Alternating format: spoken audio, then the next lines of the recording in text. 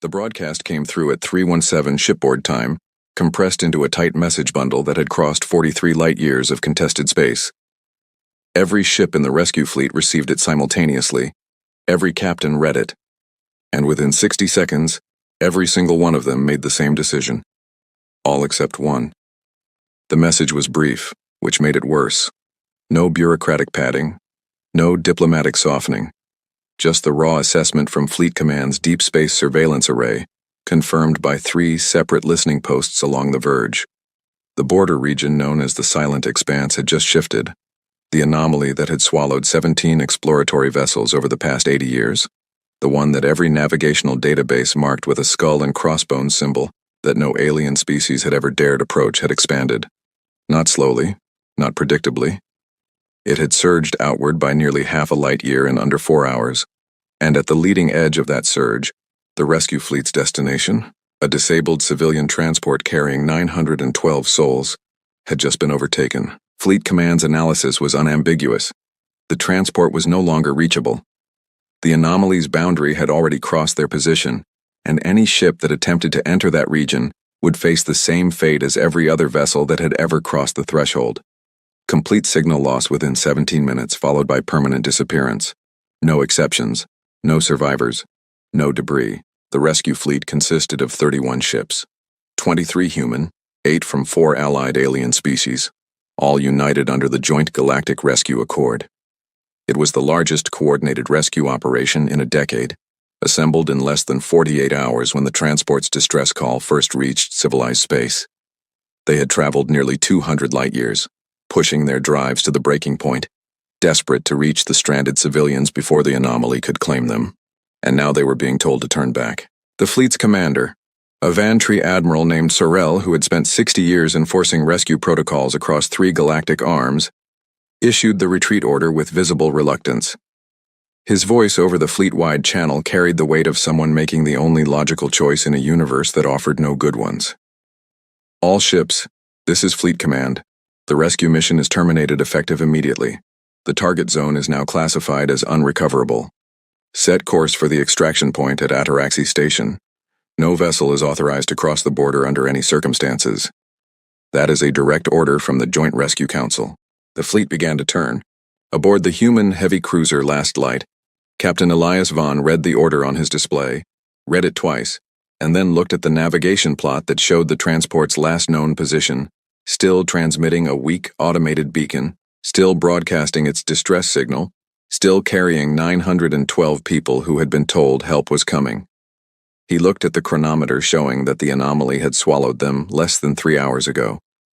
He looked at the data on the transport's life support reserves, which gave them perhaps another 48 hours if every system held. Then he looked at his co-pilot, a young woman named Saisa Kao, who had been flying with him for 4 years, and he said, "Override the Fleet Command channel.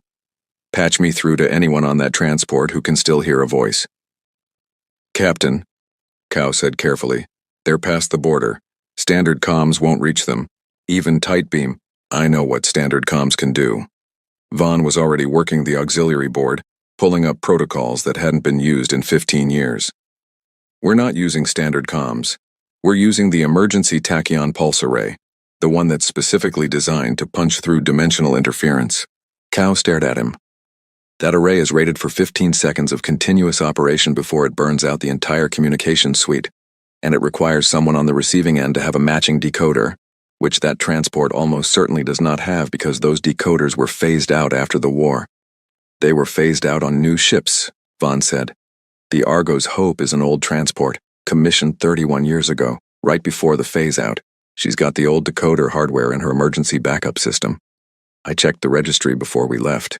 The fleet around them was already changing formation, ships swinging wide to begin their long acceleration back to Ataraxy Station. Through the forward viewport, Vaughn could see the edge of the Silent Expanse, not as a visible wall, but as an absence. Stars simply stopped existing past a certain point, swallowed by something that didn't reflect, emit, or absorb light in any way that made sense to human instruments. It was like looking at a hole cut out of the universe itself. Kao's hands hovered over her controls. "Captain Admiral Sorel just gave a direct order. If we don't comply, they'll mark us as rogue. They'll strip your command. They might even..." 912 people, Vaughn said quietly. 47 of them are children. I read the manifest. He hit the transmit command before she could argue further. The tachyon pulse array powered up with a sound like dying stars, and for 15 seconds, exactly 15 seconds, the last light screamed a message into the heart of the anomaly. Argo's Hope. This is Captain Elias Vaughn of the human rescue cruiser Last Light. We are coming for you. Do not give up. Do not lose hope. We are coming. The array burned out immediately afterward. The entire comms panel went dark, then flickered back to life in a degraded state that would only allow line-of-sight transmissions at barely better than light speed. Every other ship in the fleet logged the transmission. Every captain heard it. And 30 ships kept turning away. One did not. Vaughn pushed the Last Light's thrusters to maximum and aimed straight for the border. The first thing that happened was silence. Not the normal silence of space, which was never truly silent. There were always the hums and whispers of ship systems, the background radiation chatter, the low thrum of the drive. This was something else. The moment the last light crossed the invisible line that marked the anomaly's boundary, every external sensor went dead. Not static, not interference, just absolute, complete absence of signal, as if the ship had suddenly been removed from the universe and placed inside a box with no windows, no doors, and no walls that any known physics could describe. Vaughn had expected it. He had read the reports from every vessel that had ever approached this region and survived to transmit data, but reading about something and experiencing it were two different things. For a full 30 seconds, his training failed him. He simply sat in his seat staring at the dead displays, listening to the strange new quiet. Then Cow's voice cut through the shock. Captain, internal systems are still nominal. Life support at 100%. Drive integrity holding. We're moving at 0.03 light toward the transport's last known position. But without sensors, we're flying blind. Not entirely blind, Vaughn said, shaking off the paralysis. He reached for the manual navigation controls, physical levers and switches that most modern captains never touched. The Argo's Hope is still transmitting its beacon on the old emergency frequency, the one that uses gravitational wave modulation instead of electromagnetic signals. The anomaly can't block gravity. Cow blinked. How do you know that? Because 17 ships went into this region, and every single one of them stopped transmitting on all standard frequencies within minutes. But the Gravitas, the exploratory vessel that came here 40 years ago, kept broadcasting a gravitational wave signal for nearly 6 hours before it faded. Most people interpreted that as the ship breaking apart. I think it was the crew trying to tell us something. He had already pulled up the gravitational wave detector, a piece of equipment so rarely used that most ships had it buried in their diagnostic subroutines. And there it was. Faint, distorted, flickering in and out like a candle in a hurricane, but unmistakably there. A repeating pulse pattern that matched the Argo's Hope's emergency identifier. They're still alive, Vaughn said, and something in his voice made Cow stop questioning and start working. They flew for 4 hours through absolute sensory deprivation. Without external sensors, without reliable navigation, without any way to see what lay ahead, Vaughn guided the last light by dead reckoning and gravitational wave signals alone. Every few minutes the transport's beacon would fade to near invisibility, and Cow would have to recalibrate the detector, chasing the signal like a radio operator in the earliest days of human history trying to pull a voice out of static. The silence began to affect them in ways neither had anticipated. Without the constant input of external data, the human brain started inventing its own. Vaughn caught himself seeing shapes in the darkness outside the viewport. Long, thin tendrils of something that might have been shadow, or might have been entirely in his mind. Cow reported hearing a low hum that didn't match any of the ship's systems, a sound that seemed to come from nowhere and everywhere at once. It's the anomaly, Vaughn said, forcing his voice to stay steady. Every report mentioned psychological effects after prolonged exposure. The Gravitas's logs talked about visual and auditory hallucinations starting around the 3-hour mark. We just passed 4. So we're going crazy, Cow said flatly. So we're experiencing something we don't understand yet. There's a difference. He believed it, even as he watched a shape that looked distinctly like a human figure drift past the viewport. He believed it even as the hum in his ears resolved into something that sounded almost like words in a language he had never heard, but somehow felt he should understand. He believed it because the alternative was accepting that they had already lost, and he had not come this far to lose. At hour 6, the gravitational wave signal suddenly sharpened, became clearer, stronger, and then without warning, the last light's external sensors blazed back to life. The view outside was wrong. Stars surrounded them, but not the stars that should have been there.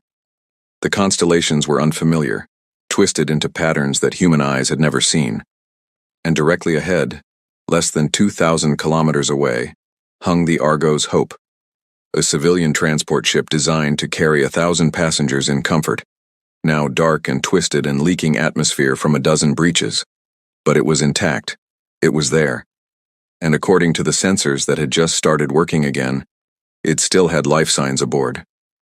533 of them. The others had already died, their signals fading over the past 6 hours as the anomaly claimed them one by one.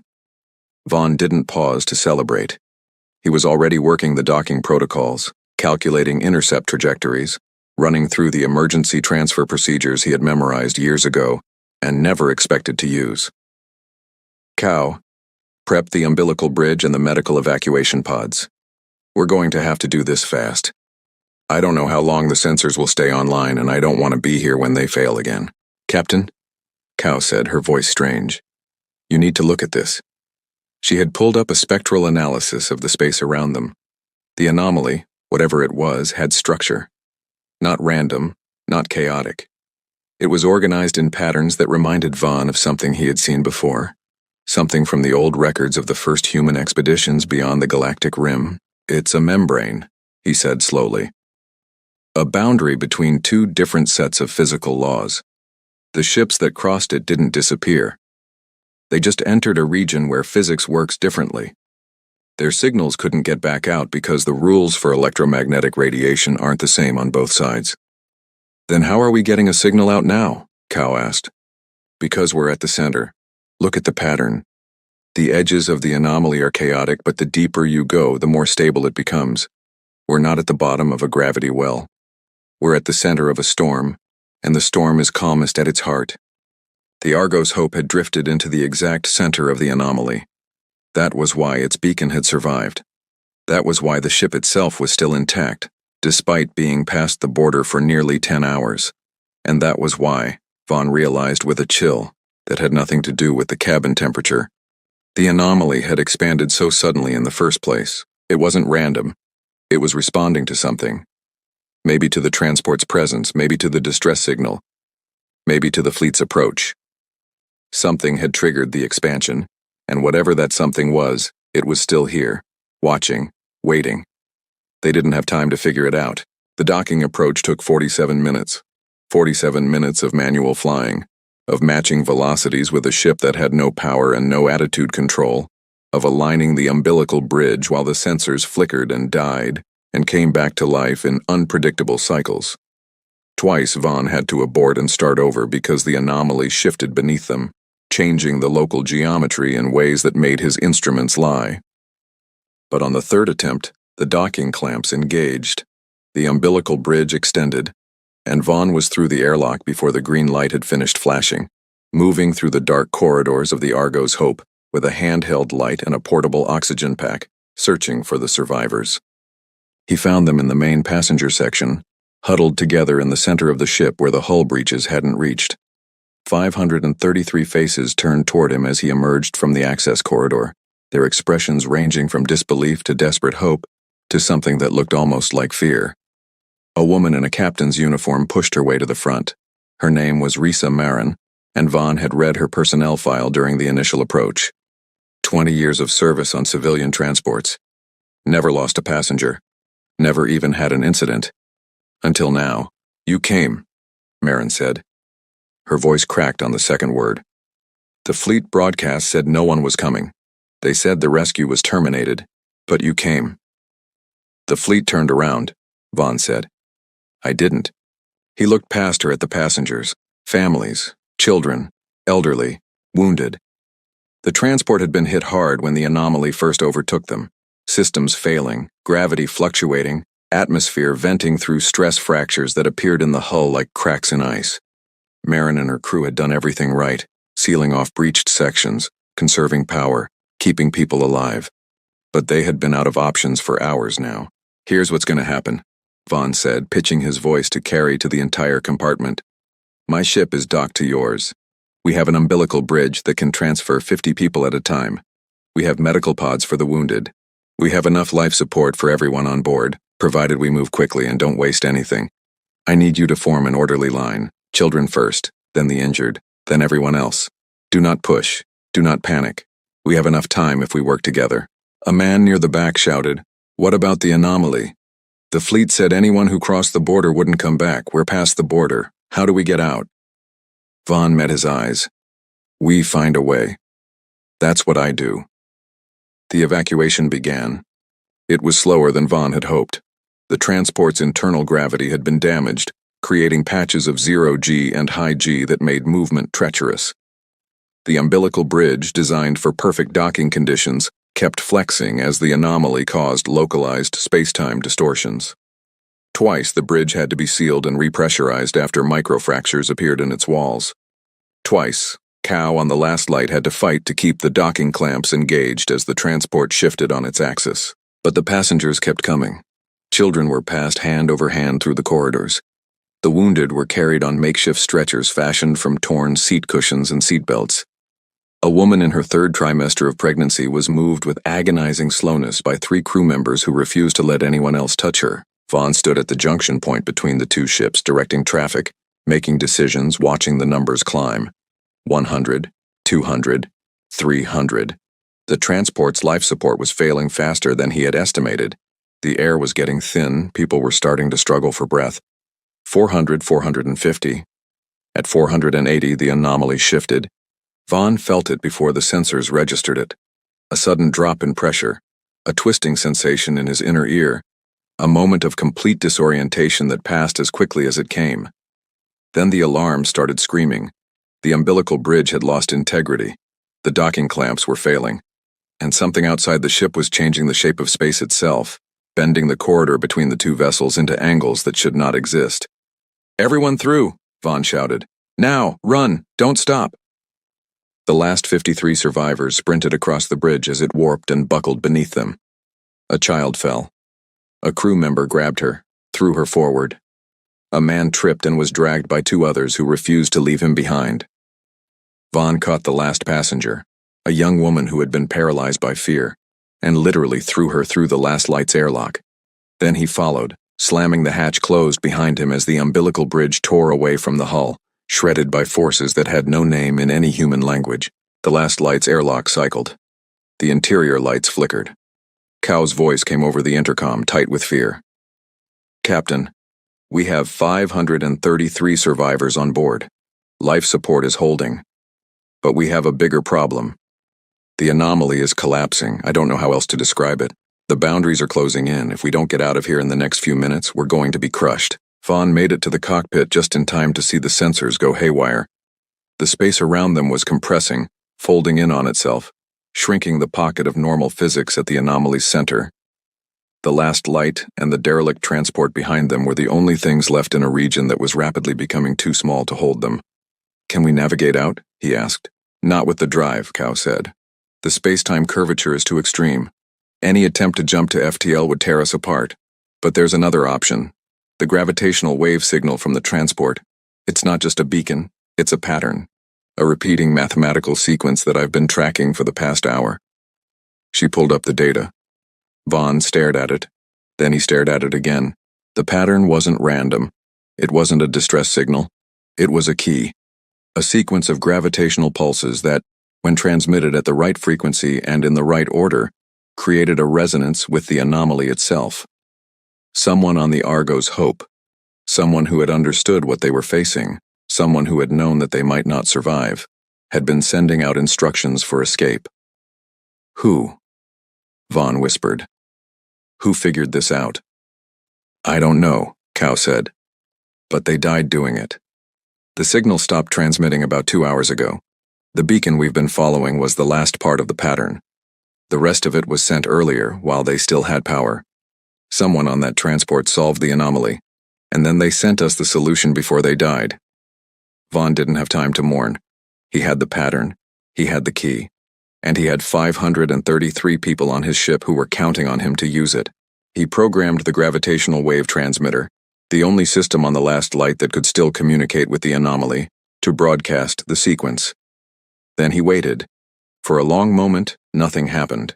The sensors continued to scream. The space around them continued to compress. The Argo's Hope, still attached by the remnants of the docking clamps, began to break apart under the strain. Then the anomaly answered. The compression stopped. The sensors steadied. And in front of the last light, a path opened. A tunnel through the distortion. A corridor of normal space that led back to the universe they had left behind. The gravitational wave pattern had worked.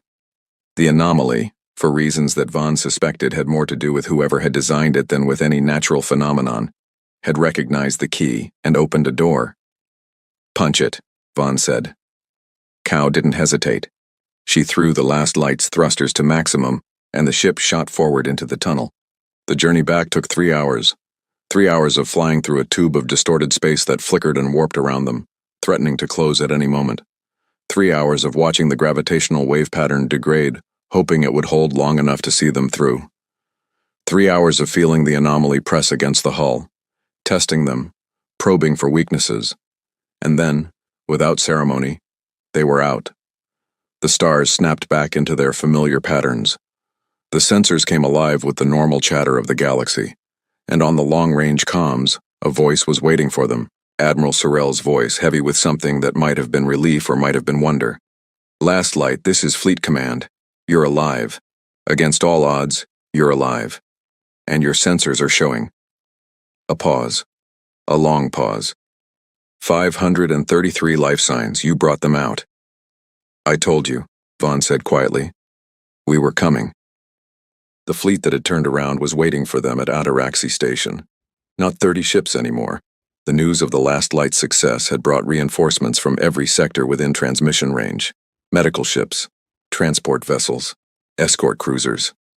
They formed an honor guard as the last light limped into dock, its hull scarred, its systems damaged, its crew exhausted beyond measure.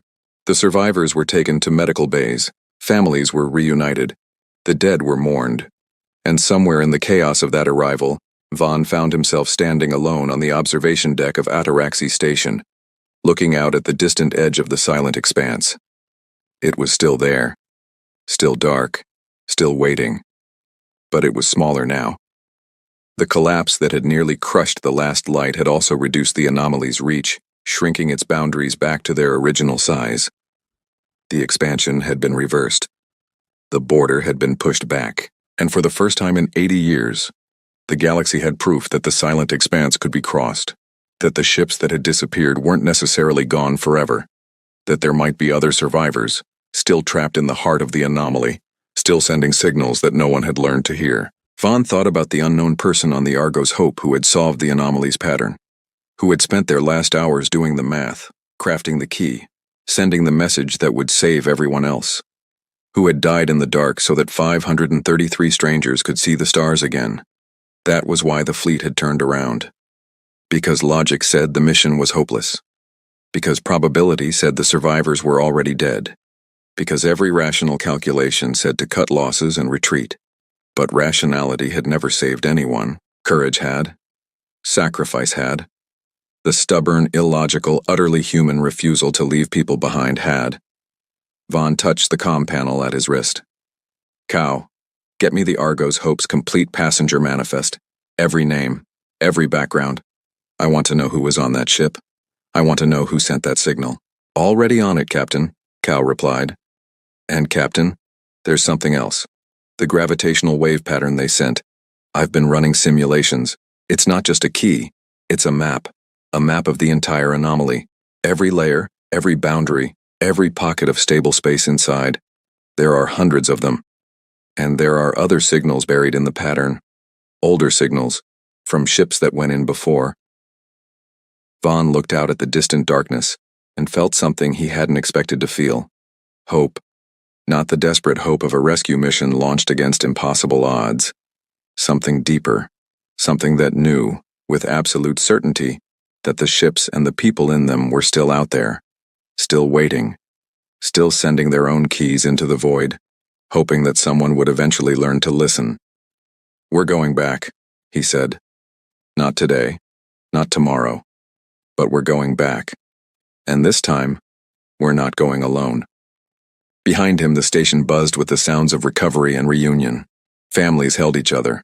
Survivors wept. Medics worked.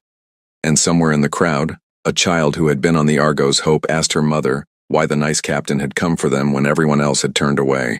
Her mother didn't have an answer that fit into words, so she just held her daughter tighter and said, "Because that's what humans do." And outside, past the station's walls, past the fleet's formation, past the edge of known space, the silent expanse waited. But it wasn't silent anymore. Someone was listening.